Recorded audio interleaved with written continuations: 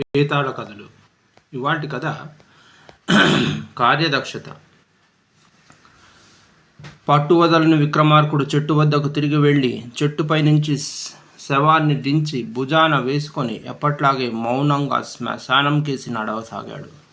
అప్పుడు శవంలోని బేతాళుడు, రాజా, నువ్వెవరి అజ్ఞానువర్తువై ఇంత అర్ధరాత్రి వేళ శ్మశానంని ఇన్ని ఇక్కట్లో ఓర్చగలుగుతున్నావో నాకు తెలియదు, కానీ స్వామి భక్తి, ఎనలేని ధైర్య సాహసాలు గల ఎంతో వివేకవంతుడైన వాడికి తప్ప సామాన్యులకి ఇది సాధ్యమయ్యే పని కాదు. అయితే ఒక్కొక్కసారి అంత కార్యదక్షత కలగాలు కూడా అవమానాల పాలై ఉన్న పదవిని కూడా కోల్పోతూ ఉంటారు. ఇందుకు నిరసనంగా కేశవుడు అనే గూఢచారి నాయకుడి గురించి చెప్తాను, శ్రమ తెలియకుండా విను అంటూ చెప్పసాగాడు. గిరిపురం రాజైన ధూమకేతుడు చాలా క్రూరుడు, విపరీతమైన రాజ్యాకాంక్ష కలవాడు.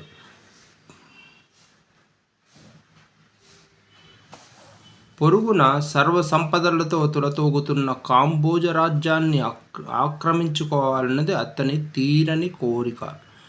అయితే ఆ రాజ్యం మీద దండెత్తి జయించటం తన శక్తికి మించిన పని అని అతనికి తెలుసు. ఈ పరిస్థితుల్లో ఒక్కసారి వనవిహారానికి వచ్చిన కాంబోజ రాకుమారి మదాలసను తన భటులను పంపి పట్టి తెప్పించి తన రాజ్యంలో ఉన్న రహస్య స్థావరంలో బంధించాడు. తరువాత అతడు ఒక దూత ద్వారా కాంబోజ రాజుకు, మీ కుమార్తె మదలస మా అధీనంలో ఉన్నది, 10 లక్షల వరహాలు కుప్పంగా పంపితే మీ కుమార్తెను పువ్వుల బుట్టలో పెట్టి తిరిగి పంపిస్తామని, చిన్న రాజ్యమని మా మీదకి దాడికి వస్తే మీ కుమార్తెను శవంగా మాత్రమే చూడగలుగుతారు అని వర్తమానం పంపాడు. వృద్ధమంత్రి అయిన మంత్రి రాజుకు ధూమకేతుడి వర్తమానం గురించి మాత్రమే చెప్పి దూతతో, మేము 1 నెలలోగా కప్పం పంపగలమని మీ రాజుతో చెప్పు అని దూతను సగౌరవంగా పంపేశాడు. ఇది చూసి రాజు కోపంగా, ఆ దుష్టుడు మనం ధనం పంపితే మాత్రం మా కుమార్తెను క్షేమంగా పంపగలడు అన్న నమ్మకం ఏంటి అని అడిగాడు. ప్రభు, ఆ నీచుడికి మనం ఒక్క చిల్లిగవ్వ కూడా పంపే ప్రసక్తి లేదు. కేవలం వ్యవధి కోసమే దూతతో నేను అలా చెప్పవలసి వచ్చింది అన్నాడు మంత్రి. రాజు కొంచెం సేపు ఆలోచించి, సరే ఇప్పుడేం చేద్దాం అన్నాడు, ఏమీ పాలుపోక. అందుకు మంత్రి స్వామి భక్తి పారాయణుడు, సమర్థుడు అయిన ఒక గూఢచారిని ఒకడిని పంపి రాకుమారి ఎక్కడ బందీ అయి ఉన్నదో తెలుసుకొని విడిపించి తీసుకువచ్చే ప్రయత్నం చేద్దాం అన్నాడు. అందుకు సమర్థుడైన గూఢచారి నాయకుడైన కేశవవర్మ అని రాజు మంత్రి నిర్ణయించాడు. ఆ మర్నాడు కేశవవర్మ ఒక రాత్రి ఒక పగలు ప్రయాణం చేసి గిరిపురం సరిహద్దును నదీ తీరాన్ని చేరాడు. అక్కడ ధూమకేతుడి సైన్య శిబిరం ఉన్నది.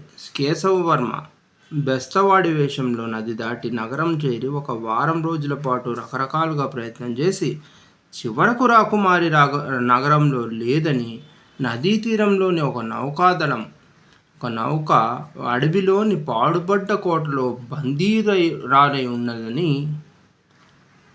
తెలుసుకున్నాడు. కేశవవర్మ ఒక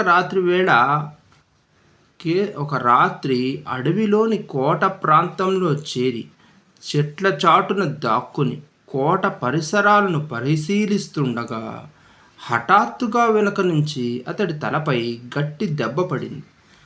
కేశవవర్మ గిరుక్కున వెనక్కి తిరిగి చూశాడు.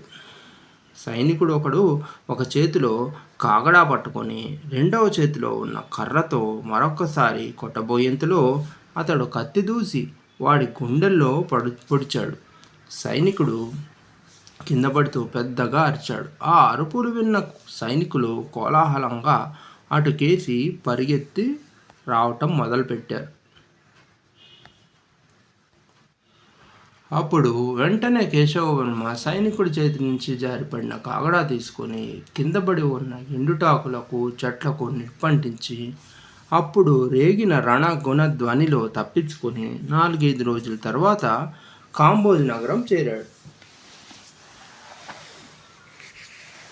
తల మీద బలమైన గాయంతో తనను చూడటానికి వచ్చిన కేశవవర్మ ద్వారా రాజు మంత్రి జరిగింది తెలుసుకుని చాలా విచారపడ్డారు.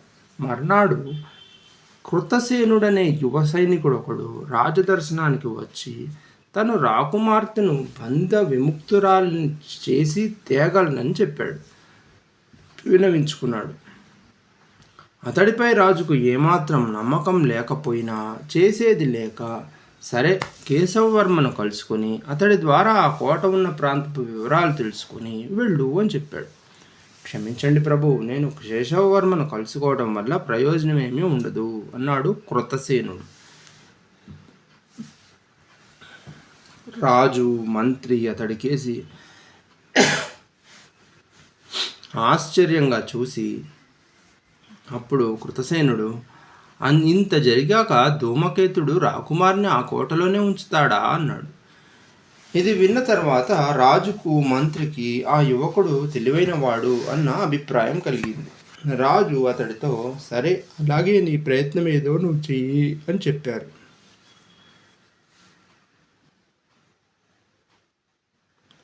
4 రోజుల తర్వాత కృతసేనుడు తిరిగి వచ్చి రాకుమారి లేకుండా ఒంటరిగా వచ్చిన అతన్ని చూసి కోపంగా, రాజు, ఏమో అనుకున్నాను, నువ్వు బుద్ధిహీనుడివే అన్నమాట, పిరికివాడివి కూడా అన్నాడు.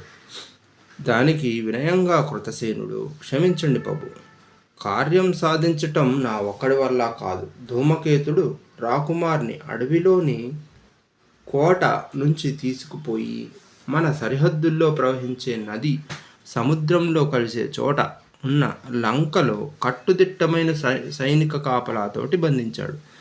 ఆ లంకలో ప్రవేశించటం అంటే నేను రాకుమారి ఎక్కడ ఉన్నది తమకు తెలపకుండానే మరణించటమే అవుతుంది అన్నాడు. రాజు విసుగ్గా, ఛీ, ఇక వెళ్ళు అన్నాడు. వృద్ధమంత్రి రాజుతో కొంతసేపు సంప్రదించాక సేనానాయకుడికి కబురు పంపి అతడు రాగానే సంగతి సందర్భాలు వివరించి నదిలో ఉన్న ఆ చిన్న లంకను ముట్టడించి రాకుమార్ని రక్షించటం సాధ్యమా అని ప్రశ్నించాడు. అందుకు సేనాని, సాధ్యమే మహామంత్రి. ధూమకేతుడికి ఆ అనుమానం కలగకుండా 100 మంది మెరుకల్లాంటి సైనికులను బెస్తవాళ్ల వేషాలు వేసి నదిలో ప్రయాణించి ఆ లంకను సునాయాసంగా చుట్టుముట్టి రాకుమార్ని క్షేమంగా తీసుకురావచ్చు అన్నాడు. సరే, నీ ప్రయత్నం ఫలించగానే మా కబురు పంపు, మేము వెంటనే సైన్యంతో వెళ్ళి కిరిపురాన్ని ముట్టడించి ధూమకేతుడిని హతమార్చగలం అన్నాడు వృద్ధమంత్రి. ఆ విధంగా వృద్ధమంత్రి వ్యూహం విజయవంతమైంది. గిరిపురం కోట కాంబోజు సైన్యాల వశమైంది. ధూమకేతుడు బందీగా చిక్కాడు. విజయోత్సవం నాడు రాజు మంత్రితో, మహామంత్రి, ఈ ఆనంద సమయంలో మనం కేశవవర్మను సన్మానించటం ఉచితంగా ఉంటుంది అనుకుంటున్నాను అన్నాడు. వృద్ధమంత్రి వెంటనే, మహారాజా, సన్మానానికి అర్హుడు కేశవవర్మే గాని కేశవవర్మ కాదు, కృతవర్మ అని అన్నాడు. రాజు కొద్దిసేపు ఆలోచించి, మీరన్నది నిజం అని కృతసేనుణ్ణి సన్మానించాడు. సన్మానించటమే కాక కేశవవర్మను గూఢచారుల నాయకత్వం నుంచి తొలగించి ఆ పదవి కృతసేనుడికి ఇచ్చాడు. ఇక్కడితో కథ సమాప్తమైంది. ఇప్పుడు బేతాళుడు విక్రమార్కుడిని అడిగాడు. ఏమని? రాజా, కాంబోజరాజు మంత్రి మాట విని ఎంతో సమర్థుడు, స్వామిభక్త పారాయణుడు అయిన కేశవవర్మను సన్మానించకపోగా అతన్ని పదవీచ్యుతుడిని కూడా చేయటం అన్యాయం కాదా? పిరికివాడిని తానే నిందించిన కృతసేనుణ్ణి సన్మానించటం, అతడికి ఎంతో బాధ్యతతో కూడిన గూఢచారి నాయకత్వం కూడా నియమించటం ఎలా న్యాయం అనిపించుకుంటుంది? ఈ సందేహాలకు సమాధానం తెలిసి కూడా చెప్పకపోయావో నీ తల ఈ వ్రక్కలైపోతుంది అని చెప్పాడు. దానికి విక్రమార్కుడు, కేశవవర్మ సమర్థుడు, స్వామి భక్తి పారాయణుడే కావచ్చు, కానీ అతడి చాలా క్రోధ స్వభావం. క్రోధం వల్ల ఎదుటివాడికైనా ఆ వివేకం నశిస్తుంది. తన ప్రాణం మీదకి వచ్చేసరికి అతడు అడవినే తగలబెట్టాలన్న ప్రయత్నం చేశాడు. ఆ సమయంలో తానెవరినైతే రక్షించటానికి వచ్చాడో ఆ రాకుమారి కూడా అక్కడే ఉందన్న సంగతి మర్చిపోయాడు. ఇందువల్ల కార్యసాధన జరగకపోగా సమస్య మరింత జటిలమైంది. ధూమకేతుడు రాకుమారిని మరొక రహస్య స్థావరానికి మార్చవలసి వచ్చింది. ఇది గ్రహించటం వల్లనే వివేకి అయిన కృతసేనుడు రాకుమారి ఎక్కడ ఉన్నదో తెలుసుకుని తిరిగి వచ్చాడు. ఆ కారణంగానే వృద్ధమంత్రి పథకం ప్రకారం రాకుమారిని స్వేచ్ఛగా ఇంటికి తీసుకురాగలిగాడు. దుష్టుడైన ధూమకేతుడి పతనం కూడా చెందాడు.